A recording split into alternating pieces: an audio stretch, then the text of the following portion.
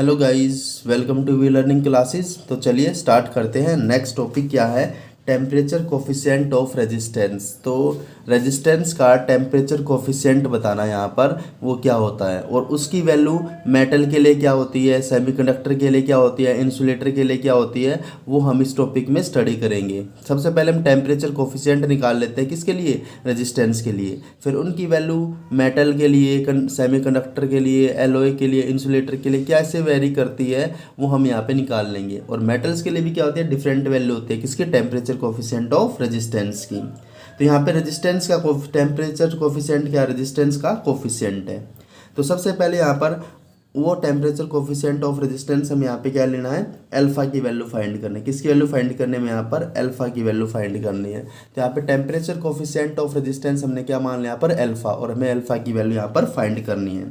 तो सबसे पहले हम यहाँ पे क्या करेंगे? रेजिस्टेंस ले लेते हैं कि resistance of metal conductor at temperature T degree Celsius is given by. तो यहाँ पर क्या है? टेम्परेचर कोफिशिएंट ऑफ रेजिस्टेंस निकालने से पहले यहाँ पे एक रिलेशन है कि अगर हमें क्या है, अगर हमें T 0 डिग्री सेल्सियस पे, अगर हमें क्या 0 डिग्री सेल्सियस पे टेम्परेचर गिवन है और बाद में फिर टेम्परेचर कितना हो गया? T डिग्री सेल्सियस हो गया। मान लो स्टार्टिंग में क्या है? स्टार्टिंग में लो टेम्परेचर है। स्टार्टिंग में क्या है? लो टेम्परेचर है या 0 डिग्री सेल्सियस है। बाद में क्या हुआ? टेम्परेचर कितना हो गया? T डिग्री सेल्सियस होगा।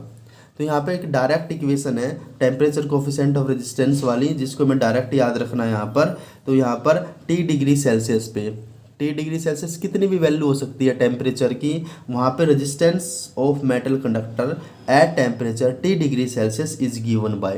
तो T डिग्री सेल्सियस पे रेजिस्टेंस की वैल्यू निकाल सकते हैं। उसके लिए यहाँ पर एक डायरेक्ट इक्वेशन है। वो डायरेक्ट इक्वेशन यहाँ पर क्या है? RT is equal to R0 1 plus के alpha T plus beta T square. तो यहाँ पर ये क्या है? आर टी क्या है? रेजिस्टेंस है एट T डिग्री सेल्सियस पे। R0 क्या है? रेजिस्टेंस है एट 0 डिग्री सेल्सियस पे। रेजिस्टेंस यहाँ पे क्या? R0 यहाँ पे क्या है? Resistance at 0 degree Celsius. और अल्फा और बीटा यहाँ पर क्या है? टेम्परेचर कोफिशिएंट है। T यहाँ पर टाइम है, T यहाँ पर टाइम है। अल्फा और बीटा यहाँ पर क्या है? Temperature coefficients of resistance. Alpha भी temperature coefficient of resistance, beta भी टेम्परेचर कोफिशिएंट ऑफ रेजिस्टेंस। तो हमने यहाँ पे लिखा है कि अल्फा और बीटा क्या है? यहाँ पर टेम्परेचर कोफिशिएंट ऑफ रेजिस्टेंस है। अल्फा बीटा यहाँ पे क्या? टेम्परेचर कोफिशिएंट ऑफ रेजिस्टेंस, जिनकी वैल्यू में फाइंड करनी है। और यहाँ पे R0 क्या है? R0 रेजिस्टेंस ऑफ कंडक्टर है एट 0 डिग्री सेल्सियस की। 0 डिग्री सेल्सियस पे कितना रेजिस्टेंस होता है वो यहाँ पे R0 की वैल्यू है। तो हमारे पास जो इक्वेशन है ये वाली इक्वेशन है। तो इसमें 1 प्लस के alpha T beta T square क्या यहाँ पे? हायर टर्म है। बीटा टी स्क्वायर यहाँ पे क्या है? हायर टर्म है। इसको यहाँ पे नेग्लेक्ट कर देंगे। तो बीटा टी स्क्वायर क्या है? Higher term. Beta T square यहाँ पे क्या है? Beta T square is higher term है। So it is neglected. इसको नेग्लेक्ट कर रहे हैं यहाँ पे, इट इज नेग्लेक्टेड। इसको हम यहाँ पे नेगलेक्ट कर रहे हैं। तो हमारे पास जो वैल्यू बचेगी रेजिस्टेंस की, RT की जो वैल्यू बचेगी, RT इज इक्वल टू क्या आ जाएगा? R0 1 प्लस के अल्फा टी। तो हमें तो यहाँ पे किसकी वैल्यू निकालनी है? हमें टेम्परेचर कोफिशिएंट ऑफ रेजिस्टेंस की वैल्यू निकालनी है, जो कि अल्फा है। तो हमें यहाँ पे अल्फा की वैल्यू फाइंड करनी है। तो अल्फा की वैल्यू यहाँ पर क्या हो जाएगी? सबसे पहले हम क्या करेंगे? R0 की मल्टीप्लाई करेंगे ब्रैकेट के अंदर। तो R0 की मल्टीप्लाई करेंगे तो RT is equal to R0 plus R0 alpha T हो जाएगा। तो हमें तो अल्फा चाहिए। अल्फा कहाँ पर है? इस इक्वेशन में है। तो यहाँ पे इस अल्फा की वैल्यू चाहिए। R0 को उधर लेके जाएंगे तो यहाँ पे R0 अल्फा टी की वैल्यू कितनी हो जाएगी? RT माइनस के R0 हो जाएगी। लेकिन हमें तो क्या चाहिए? यहाँ पर अल्फा की वैल्यू चाहिए। तो यहाँ अल्फा को इधर रखेंगे, R0 टी को अपोन में ले जाएंगे। तो यहाँ पे क्या आ जाएगा? Alpha is equal to RT minus के R0 अपोन में R0 टी। तो हमारे पास टेम्परेचर कोफिशिएंट ऑफ रेजिस्टेंस का फॉर्मूला यहाँ पर क्या आ चुका है? RT माइनस के R0 अपोन में R0 टी। तो यहाँ पर क्या है? ऊपर इसको हम क्या ले सकते हैं? RT माइनस के R0। यहाँ पे क्या है? राइज इन टेम्परेचर या इंक्रीज इन टेम्परेचर, कितना रेजिस्टेंस इंक्रीज किया टेम्परेचर के साथ, क्योंकि ये 0 डिग्री सेल्सियस पे रेजिस्टेंस है, ये T डिग्री सेल्सियस पे रेजिस्टेंस है।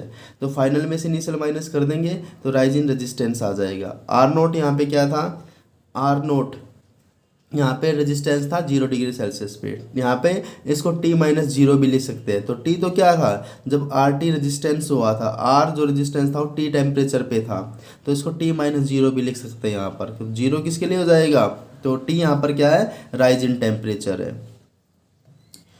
तो अल्फा हमारे पास फॉर्मूला आ चुका है यहाँ पे टेम्परेचर कोफिशिएंट ऑफ रेजिस्टेंस का, जो कि क्या आ चुका है, alpha is equal to RT minus के R नोट अपॉन में R नोट T। इसका मतलब यहाँ पे जो अल्फा है, अल्फा यहाँ पे ये आ चुका हमारे लिए, और अल्फा यहाँ पे क्या है, RT माइनस R नोट क्या है यहाँ पे, इंक्रीज इन रेजिस्टेंस।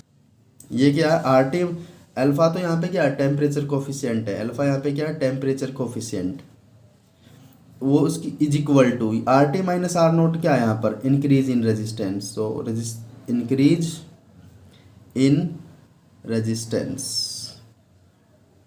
अपॉन में RT माइनस R नोट को हमने क्या लिखा, increase in resistance. R naught यहाँ पे क्या है, ओरिजिनल रेजिस्टेंस जो 0 डिग्री सेल्सियस पे था, original resistance at 0 degree Celsius. और T यहाँ पे क्या है, राइज इन टेम्परेचर, T यहाँ पर क्या है, राइज इन टेम्परेचर। तो यहाँ पर टेम्परेचर कोफिशिएंट ऑफ रेजिस्टेंस का जो फॉर्मूला है, वो फॉर्मूला यहाँ पर क्या आ चुका है, increase in resistance. RT minus R naught यहाँ पे क्या है, इंक्रीज इन रेजिस्टेंस है, R नोट यहाँ पे क्या है, ओरिजिनल रेजिस्टेंस है, T यहाँ पे क्या है, राइज इन टेम्परेचर है। तो हम अल्फा का फॉर्मूला क्या लिख सकते हैं, ये वाला फॉर्मूला और ये वाला फॉर्मूला लिख सकते हैं। तो ये क्या किसके लिए फॉर्मूला आ चुका है, ये टेम्परेचर कोफिशिएंट ऑफ रेजिस्टेंस के लिए फॉर्मूला आ चुका है। अब हम यहाँ पे इसकी यूनिट लिखेंगे कि इसकी यूनिट क्या होती है, कि यूनिट ऑफ अल्फा। तो यहाँ पे हम क्या लिखेंगे, यूनिट ऑफ अल्फा लिखेंगे कि यूनिट क्या होती है इसकी, यूनिट ऑफ अल्फा। अल्फा यहाँ पे क्या था, टेम्परेचर कोफिशिएंट ऑफ रेजिस्टेंस है।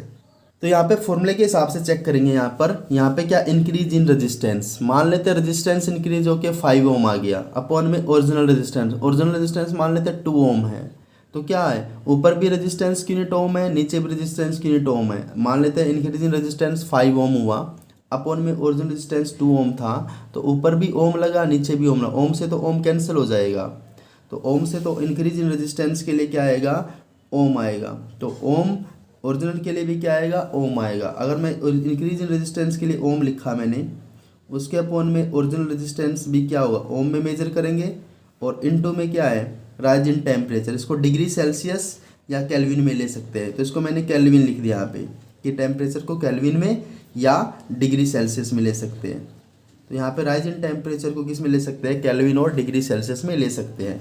ओम से तो ओम कैंसिल हो जाएगा, तो यहाँ पे इसकी यूनिट क्या आ जाएगी, केल्विन इनवर्स और डिग्री सेल्सियस इनवर्स।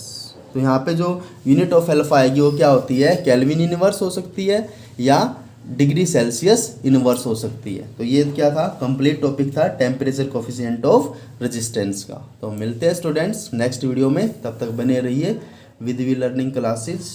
अगर ये वीडियो आपको पसंद आए तो लाइक शेयर एंड सब्सक्राइब करना ना भूलें। Thank you.